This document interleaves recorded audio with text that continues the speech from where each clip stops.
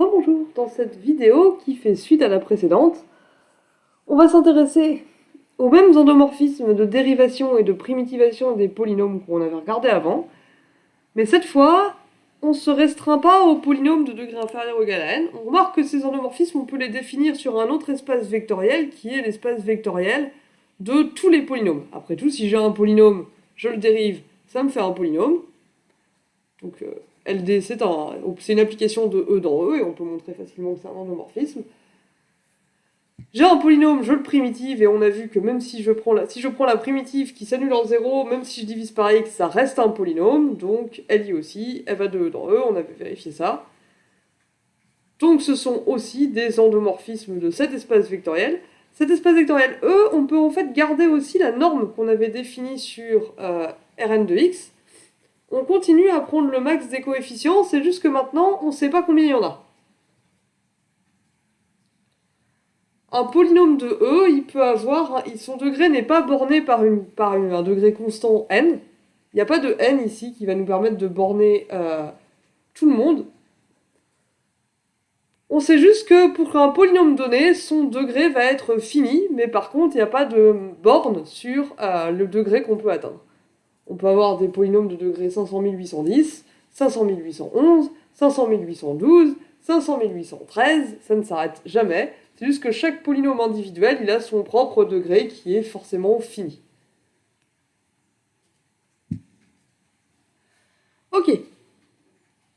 Mais du coup, comme le degré de chaque polynôme individuel est fini, la somme des AKXK, c'est en fait une somme finie, c'est juste qu'on ne sait pas où elle s'arrête, on peut noter deg P ici. Hop là, on s'arrête au degré de P. Ah bon, je pense pas que le logiciel va me laisser écrire dessus. Vous voyez l'idée, mais du coup, on peut prendre le max des coefficients, ça peut pas faire plus l'infini, il n'y a pas de problème. Ça va bien se passer pareil, c'est juste qu'on n'a pas de degré maximal. Alors, qu'est-ce qu'on fait pour étudier la continuité des endomorphismes qu'on avait regardé la dernière fois? La dernière fois, on avait cherché une constante C, telle que pour tout P, déjà pour commencer, LD de P, ce soit plus petit que C fois norme de P. Et on avait obtenu, pour LD, on avait obtenu N. Et ça, c'est un peu un problème, parce que N, c'était une constante, c'était le degré maximal de P. Mais justement, maintenant, on n'a plus cette constante N qui est vraie pour tous les polynômes de E. Du coup, si on calcule, si on essaie de faire le même truc, donc je prends un polynôme P dans E, du coup c'est une somme du type k allant de 0 à degré de P de AK x puissance k. À ce moment-là, LD de P, comme précédemment, c'est la somme des k fois AK fois x puissance k moins 1, pour k allant de 1 à degré de P.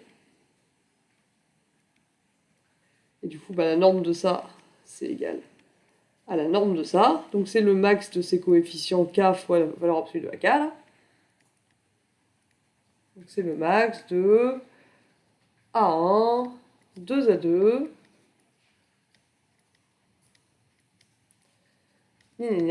degré de P fois A, degré de P, en valeur absolue.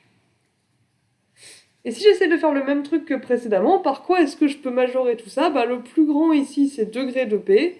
1, il est plus petit, 2, il est plus petit, ça s'arrête à un moment.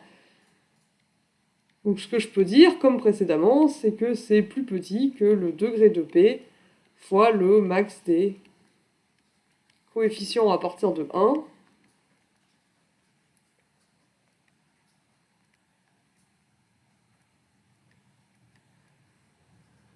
Qui est plus petit. Donc encore une fois, pourquoi ça marche? Parce que pour tout cas, entre 1 et degré de P,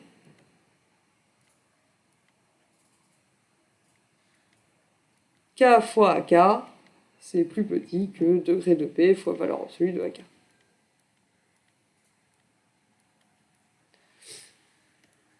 Donc on tombe là-dessus, si on essaie de faire comme avant. Et là, il nous manque toujours le coefficient A0, mais au pire, ça fait un truc encore plus grand. Donc on a degré de P fois norme de P. Et là, je tombe sur un os, parce que degré de P, c'est pas une constante, ça dépend clairement de P.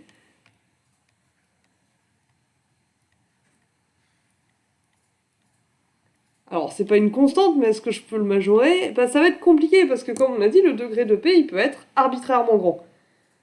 Si j'essayais de le majorer par 800 000, on pourrait me prendre un polynôme genre x puissance 800 001. Ce polynôme x puissance 800 001, si je le dérive, ça ferait 800 001 fois x puissance 800 000. Son unique coefficient, ce serait 800 001. Ce serait plus grand que la constante que je crois avoir trouvée. Ça ne marcherait pas. Donc, il y a des polynômes de degré arbitrairement grand dans E, maintenant. Donc non seulement c'est pas une constante, et en plus on n'a pas l'impression que ça va se majorer facilement. Alors peut-être qu'on est parti dans le mur en faisant notre majoration ici, peut-être qu'elle est trop violente. Est-ce que c'est ça le problème? Peut-être que là en fait on a majoré comme des brutes, mais qu'en fait on aurait pu majorer plus intelligemment. Mais je vois pas très bien comment, parce que les coefficients là, au pire du pire, ça fait vraiment degré de P, quoi. C'est possible, comme on a vu avec mon exemple du polynôme x puissance 800 001, que vraiment ce soit le degré de P qui sorte, quoi. Donc j'ai pas l'impression qu'on va réussir à faire beaucoup mieux que ça facilement. Et c'est comme je vous disais, on essaye de montrer la continuité en essayant de trouver une constante. Si on y arrive, tant mieux, on a réussi. Et si on tombe sur un os, comme là, on commence à se dire, si ça se trouve, LD, elle n'est pas continue sur E. Elle était continue sur Rn de x, qui est un sous-ensemble de E. Donc elle est continue sur Rn de x pour tous les n, mais elle n'est pas continue sur E tout entier. C'est peut-être ça le problème, c'est peut-être qu'elle n'est pas continue du tout. Alors, est-ce que, du coup, si je suppose qu'elle l'est, si je suppose que la constante C existe, est-ce que j'arrive à tomber sur une contradiction? Supposons qu'il existe une constante C, telle que pour tout P dans E,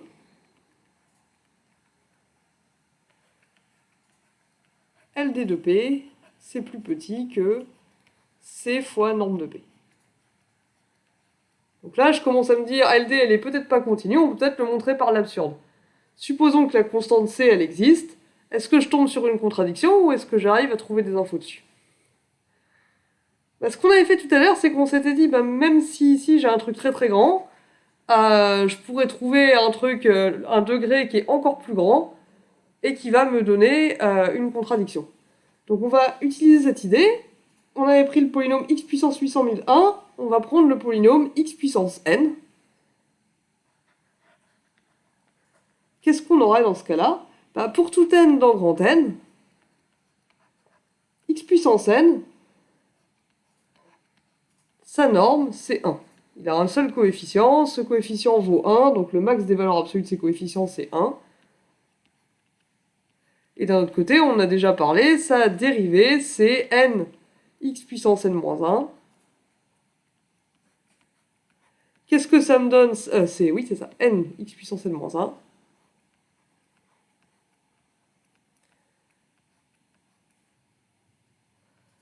Et c'est quoi le max des coefficients de celui-là? Il a un seul coefficient non nul qui vaut n.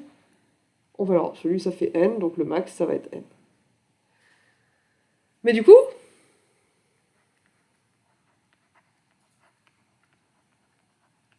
si la constante C, elle existe, du coup, pour n'importe quel n dans grand N, x puissance n, c'est un polynôme de degré 1. Donc la norme de LD de xn, ça va être plus petit que le sup des LD de P pour P de norme 1. Toujours pour les mêmes raisons. Vu que x puissance n lui-même est de norme 1, la norme de LD de xn, c'est plus petit que si j'avais fait le sup sur tous les polynômes de norme 1. Or ça, ce serait... Pardon, j'aurais pas dû dire ça. Non, parce que ça, on sait pas si ça existe. On sait pas si ça existe parce qu'on sait pas si LD elle est continue, justement, c'est ça qu'on essaie de savoir. Surtout pas, donc. LD de xn, par contre, on sait que c'est plus petit, ce qu'on a supposé, je suis désolé, cafouillage, c'est plus petit que C fois norme de xn.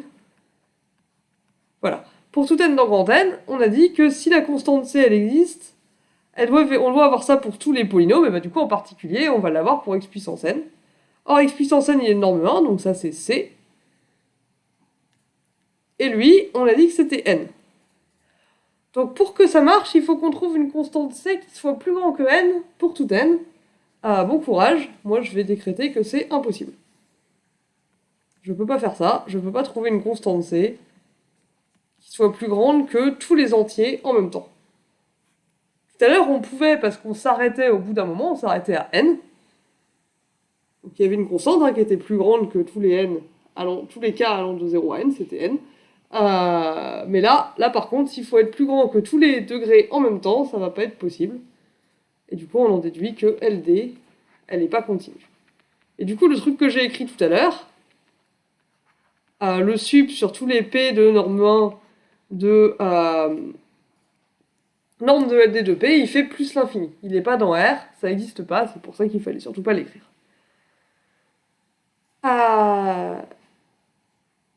Et en général, du coup, si on veut étudier la continuité d'une application linéaire, et qu'on ne sait pas encore si elle va être continue ou pas, bah, on peut partir comme on fait quand on sait déjà qu'elle va être continue et qu'on veut le démontrer, on cherche une constante C, etc. On essaye de majorer, et si on voit qu'on n'y arrive pas, on peut essayer de montrer au contraire qu'elle n'est pas continue en le faisant par l'absurde. Donc on suppose qu'il y a une constante C qui vérifie norme de f de x plus petit que c fois norme de x pour tout x, et on essaye de trouver des x qui vont faire sauter cette inégalité, qui vont nous faire aboutir à une contradiction. Par exemple, comme ici, une suite, en fait, les x puissance n, ils forment une suite dans E, telle que la norme des LD des f de xn, ça va être par exemple n, et du coup, il faudrait que la constante c, elle arrive à majorer tous les entiers, et ça nous donne la contradiction qu'on veut. Donc LD, elle n'est pas continue, et donc on ne peut pas calculer sa norme dans les applications linéaires continues sur E.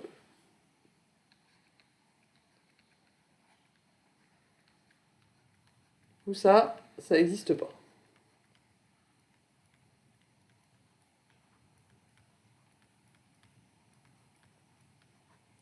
Donc là, j'ai écrit un truc que j'aurais pas dû écrire. Ok. Qu'est-ce qui se passe maintenant pour LI ? Bah pour LI, en fait, ça va beaucoup mieux se passer parce que tous les calculs qu'on a fait précédemment, ils vont continuer de marcher. Alors, vérifions-le quand même. En fait, ça va être exactement la même chose que précédemment. Si je prends un polynôme somme des AK x puissance k pour k allant de 0 à degré de p, LI de p, c'est toujours la somme pour k allant de 0 à degré de p de AK sur k plus 1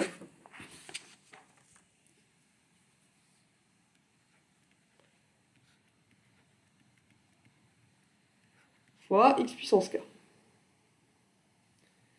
Et donc, norme de LI de P,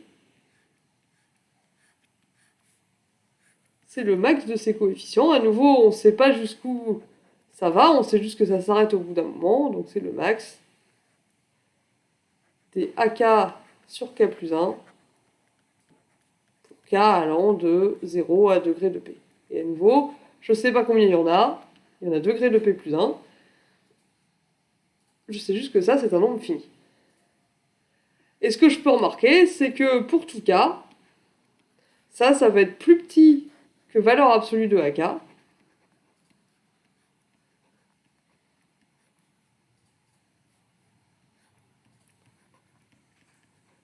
Toujours pour k allant de 0 à degré de P. Chacun des AK sur k plus 1, il est plus petit que valeur absolue de AK. Donc le max de tous, il est plus petit que le max des valeurs absolues de AK, qui nous fait norme de P.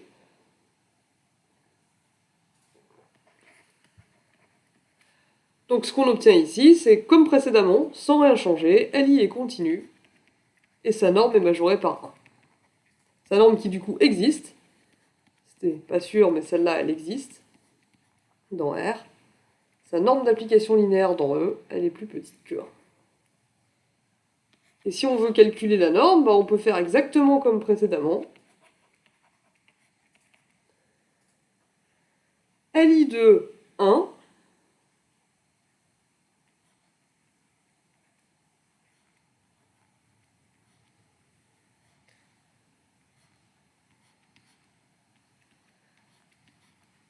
c'est qui ça? On avait dit que 1 c'était... LI de 1 ça faisait 1, c'est toujours vrai, c'est toujours le même LI.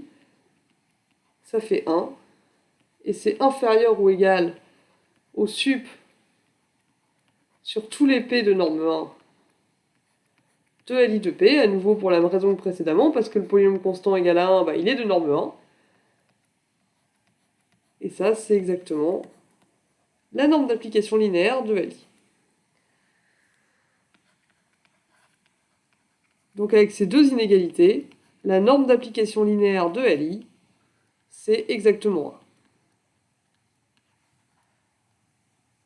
1. Donc cette fois, les calculs qu'on a vus continuent de fonctionner, et ce qu'on a appris en plus, c'est que en dimension infinie, il se peut que les applications linéaires soient pas continues.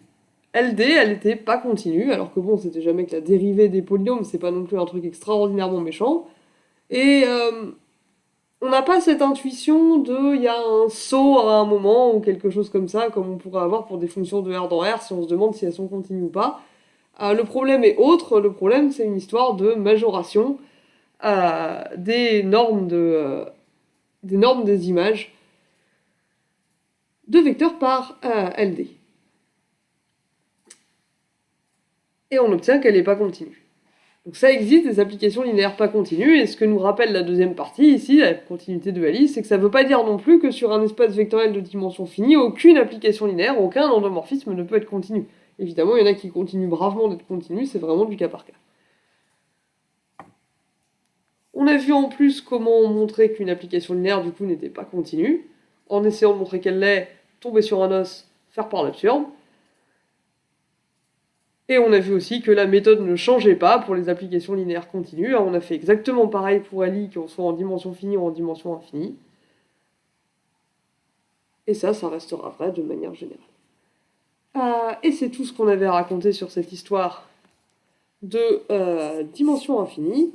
Je vous retrouve dans la prochaine vidéo pour étudier une autre application définie sur les polynômes.